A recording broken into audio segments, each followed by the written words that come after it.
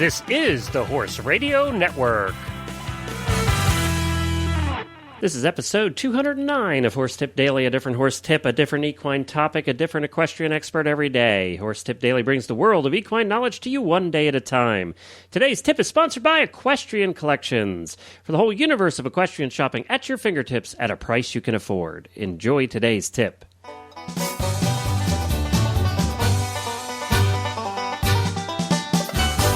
Hi, Glenn the Geek back with you from Lexington, Kentucky, and welcome back to Horse Tip Daily. It's the home of the World Equestrian Games here in Lexington, and we're looking forward to that in just a little over 100 days now. We're going to have a big 100-day celebration in Lexington here. I think it's on like June the 17th, so we're looking forward to that as well. But first, today we have back with us Dr. Jenny Johnson, a veterinarian out of the Oak Hill Shockwave and Veterinary Chiropractic Center in Calabasas, California. She's been on many times before. She's been coming on with us weekly. She does updates and is a regular contributor to the Jumping Radio Show, which is part of the Horse Radio Network. This tip is taken off of episode 11 and is co-hosted by Chris Stafford as usual.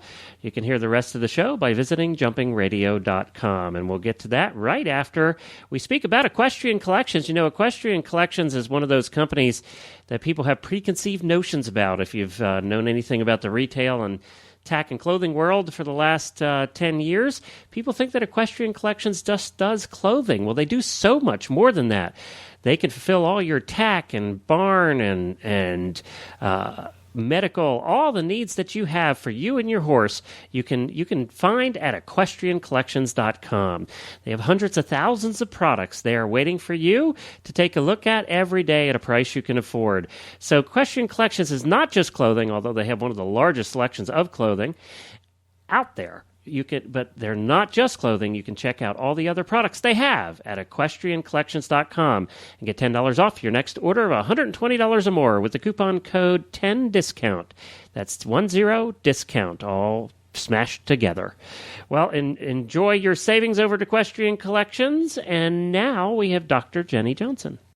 Well, hi, Jenny. Welcome back to the show. Oh, thank you, Chris. Always nice to be here. Well, we're going to continue, I believe, with the series that you started recently on lameness versus soundness. So what do you have in store for us this week? Well, I want to sort of extend from where we were talking last week about the evaluation of conformation, and I want to now talk a little bit more about conformation and how it relates to specific risk factors for lameness. Last week, if you recall, we talked about the four basic components of conformation evaluation, which were balance, the assessment of the lengths, angles, and heights of various parts of the horse's body, the muscling, and then the conformation of the limbs. And so today I want to talk about the conformation of the forelimb specifically, and I want to talk about the conformation of the forelimb as we're looking at the horse head-on. Now, I introduced briefly the idea last week of the plumb line, and I'll use that again in this discussion today.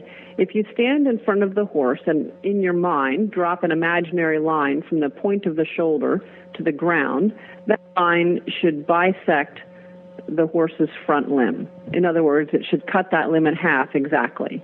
That's the ideal that we're striving for, and deviations from that will put the horse at certain risks for different strains on the limb, and those are what I want to talk a little bit about today.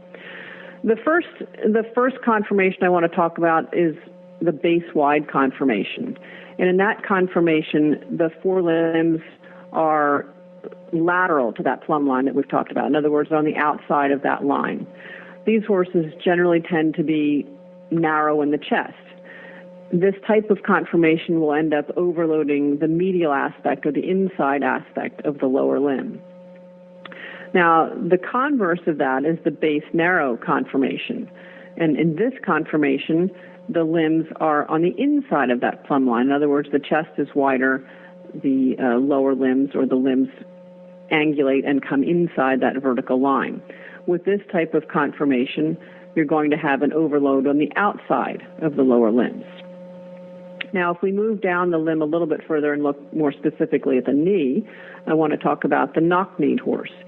The technical term for that is what's called a carpus valgus. Carpus being the knee, valgus referring to the conformation of the knee coming in a knock-knee type appearance. And the knees are medial or inside of that plumb line. And what this does is it concentrates the weight on the medial aspect or the inside aspect of both the carpus and the metacarpus, the knee and the cannon bone and the inside splint bones. This type of conformation may predispose a horse to lameness in the knee and to medial splints. Now, the converse of that conformation is what's called a carpus varus, or a bow-legged conformation. Now, this type of conformation actually can often be career-limiting.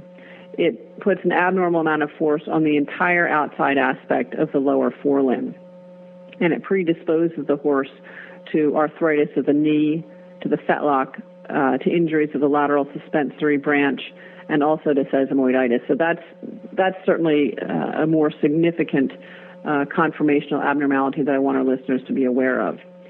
Another abnormality that we'll see in the knees is what's called the offset or bench knee.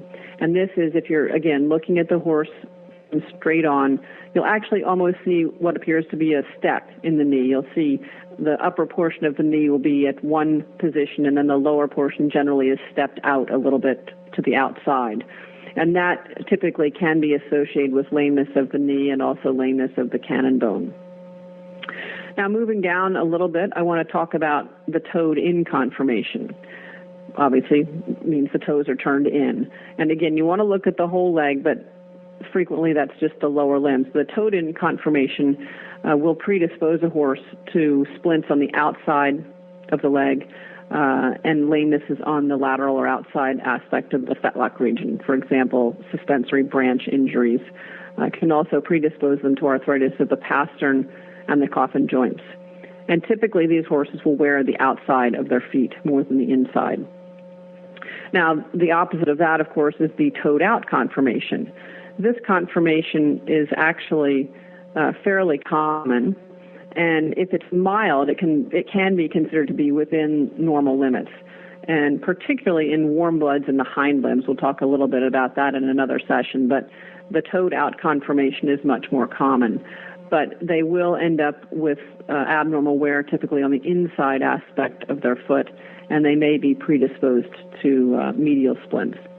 So I think I don't want to overwhelm our listeners with too much information, so I'm going to stop it there for this week, Chris, and just think about those types of conformations and how they affect really the physics of the horse and the mechanics of the horse and where the strains end up and the injuries that can result from that. And then next week, I'm going to continue again on the same topic, but I'm going to talk about evaluating the conformation of the forelimbs from the lateral aspect. If you were standing to the side of the horse and looking at the side view of the horse, I want to talk about the conformation of the forelimb from the knee all the way down to the foot. Well, thanks again to Dr. Johnson and to Chris Stafford for providing that tip. I got it wrong at the beginning of the show. Actually, it was episode 12 that this tip was taken off of. Episode number 12. Apologize for that. I'm just trying to keep track of way too many shows now. We have 8 here on the Horse Radio Network, and it's just a lot of them, let me tell you. So we're looking forward to Tuesday, the Para-Webathon that we're doing to support the para-equestrian team for the United States vying to make their way to the World Equestrian Games here in Lexington in the fall. And they needed some help financially. They don't get the assistance that the other disciplines do, and each of the members is probably going to have to come up with around $20,000. So we thought we'd do this little fundraiser. It's a video telethon done live Tuesday night, June the 8th from 7 to 9 p.m. We're recording this, or not recording it, we're doing it live at the Alltech TV studios. It's a video event being carried by over 30 websites around the internet, around the horse world. You can see it on ours at horseradionetwork.com. You can just go to horseradionetwork.com and you can watch this live event, and please call in and donate. We really would appreciate the support for the para-equestrians. We're going to have 5 or 6 of them here in person. They're flying in from around the country to tell their stories that night.